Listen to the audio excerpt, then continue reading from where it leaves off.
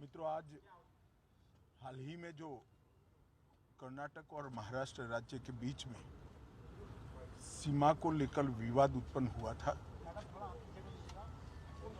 इस विवाद की समाप्ति और इसके संविधान सम्मत मार्ग के लिए मैंने महाराष्ट्र के मुख्यमंत्री, उप मुख्यमंत्री और कर्नाटक के मुख्यमंत्री, गृहमंत्री और वरिष्ठ साथियों को आज यहाँ पर बुलाया था।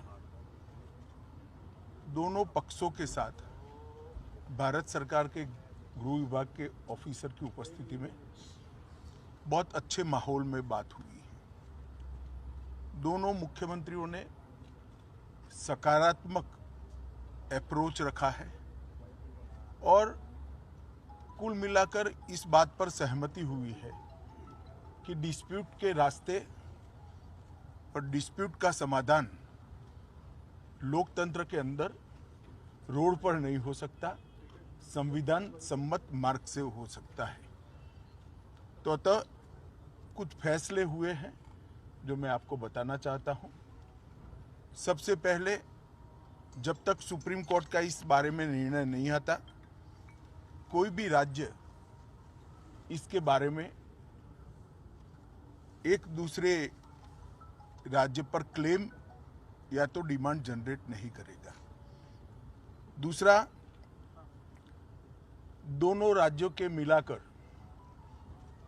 दोनों ओर से 6 मंत्री बैठेंगे और इस पर डिटेल नीचे तक परकोलेशन किस प्रकार से हो, इसकी चिंता और चर्चा करेंगे। छोटे छोटे और कई मुद्दे भी हैं दो राज्यों के बीच में, जो पड़ोसी राज्यों में आमतौर पर देखे जाते हैं। ऐसे मुद्दों का निवारण भी ये 3 मंत्री दो ओर से जो है वो ही करेंगे। दोनों राज्यों में कानून और व्यवस्था की परिस्थिति ठीक रहे, अन्य भाषाभाषी आबादी को या तो यात्रियों को या व्यापारियों को किसी भी प्रकार की परेशानी न झेलनी पड़े, इसके लिए एक सीनियर आईपीएस अफसर की अध्यक्षता में दोनों राज्य कमेटी बनाने के लिए सहमत हुए हैं, जो कानून और व्यवस्था को संविधान के हिसाब से ठीक रखने में प्रयास करेंगे। जब मामलों की चर्चा भी हुई तो ये भी ध्यान में आया है कि पूरे मामले में फेक ट्विटर ने भी बहुत बड़ा रोल निभाया है। कुछ फेक ट्विटर्स सर्वोच्च नेताओं के नाम से जनरेट किए गए और इसको फैला दिए गए हैं। और ये मामला बहुत गंभीर इसलिए है कि इस प्रकार के ट्विटर से दोनों ओर की जनता की भावनाएं उद्वेलित होती हैं और घटनाएं जन्म लेती हैं। तो तय हुआ है कि जहां जहां भी इस प्रकार के फेक ट्विटर के मामले सामने आए हैं, वहां पर एफआईआर रजिस्टर्ड की जाएगी और जिन्होंने किया है उसको भी जनता के सामने एक्सपोज किया जाएगा। तो एक बहुत अच्छा, एक प्रकार से सर्वसम्मत निर्णय आज की बैठक में हुआ है।